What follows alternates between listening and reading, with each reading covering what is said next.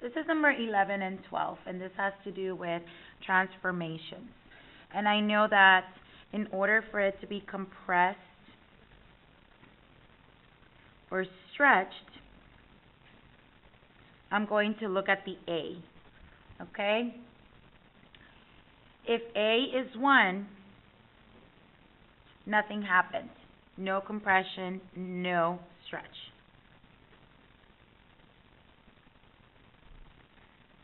Okay? And if A equals -1, then there was a reflection only. Okay? Compressed means that it is a fraction or decimal, so it's going to get wider. And stretch means it's going to be a number greater than 0. Okay? So now I'm going to go over here and check this out.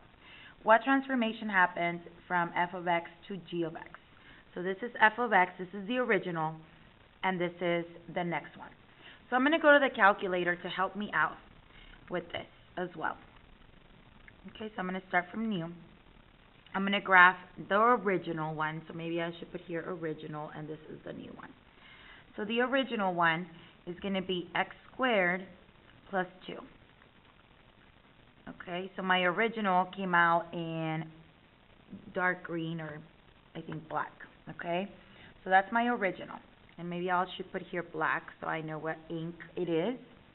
And then I'm going to press the tab button, the tab key, so that I can type another one. And now I'm going to do the new one, negative x squared plus 4.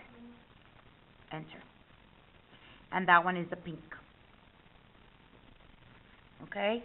So now I'm going to see what happens. Well, first, the very first thing that I noticed is that it used to be a smile and now it's a frown. So I know that it got reflected over the x. Reflected over x. So that's one thing that happened to it. Okay, this is reflected over x. Next thing that happened to it. Well, let's look at the vertices. Okay, so I'm going to go to menu, analyze graph, and then for the original one, it was a smiley face, right? So the smiley face is going to have a minimum. So I'm going to look for the minimum. Because there are two graphs on the screen, it'll ask you which graph are you talking about. So the first thing you're going to do is select that graph. So once you click on it, then this will appear. So I'm going to get the minimum of this graph. Okay. There you go, 0, 2. And I'm going to get the vertex of the other one. And this one's going to be a maximum because it's a frowny face. Select the graph and then do the max.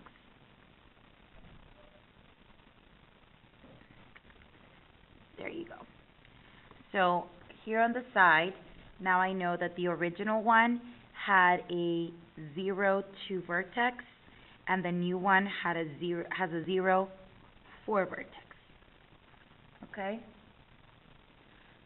So the original one has a 0, 2, and the new one has a 0, 4. So on the vertical thing, on the x's, horizontally, it didn't move from left to right at all. So that I don't have to worry about. See, it went from 0 to 0. Nothing happened. On the vertical, it went from 2 to 4. So I know that it moved twice, or 2 times, or 2 to the right. Up. And I can see that. It was here, now it's up here.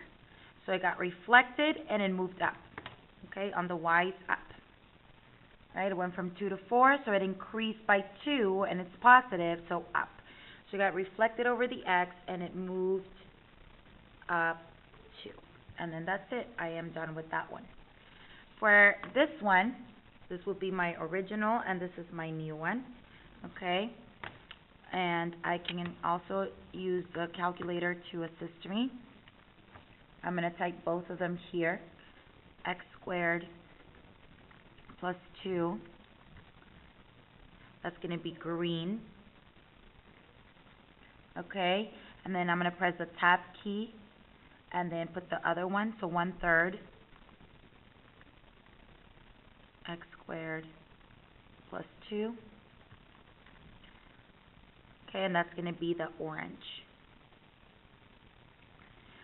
All right, I see that nothing happened to the vertex. Okay, so right here, the vertex is the same. So the minimum for both is exactly the same point. So it didn't move anything on the x's, and it didn't move anything on the y's. It stayed put. The only thing that's different from green to orange is that it opened up. It became wider. When it becomes wider, that means that it compressed.